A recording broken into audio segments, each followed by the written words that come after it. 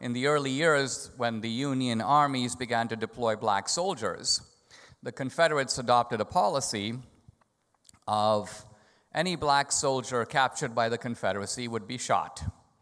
Now, this was not the case with white soldiers, but it was such an affront that the Confederates decided to do this. And when this came to the attention of Lincoln, he issued an executive order. Not very well known, but in my opinion, the most severe order to come out of the northern side of the war. For every black Union soldier executed by the Confederacy, one Confederate captive will be shot. So why would a moderate man do such a barbaric thing?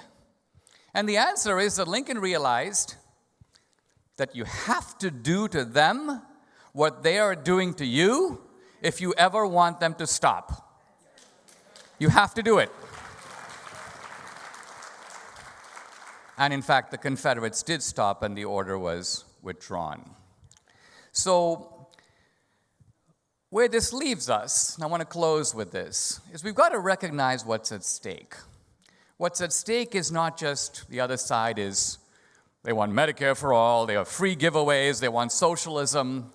They actually want to establish a nation of conformity. They want to turn us into worms.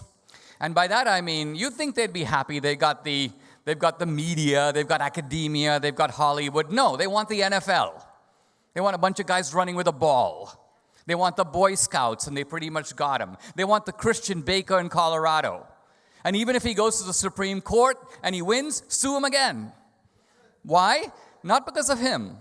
Because we have to terrify everybody else who's thinking about being like him and standing up for their principles. So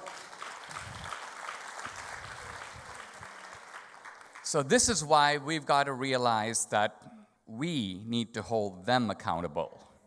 There are all these people who say, oh, the Mueller report, phew, what a relief, let's move on. No, let's not move on. Let's hold those people accountable, then we move on.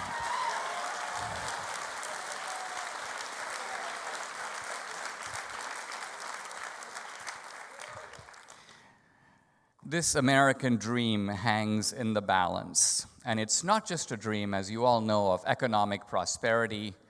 It is a dream of the good life in both its senses. The prosperous life, yes, but it's also the dream of a decent society and a good society that holds to its moral principles and recognizes that the line between good and evil runs through every human heart.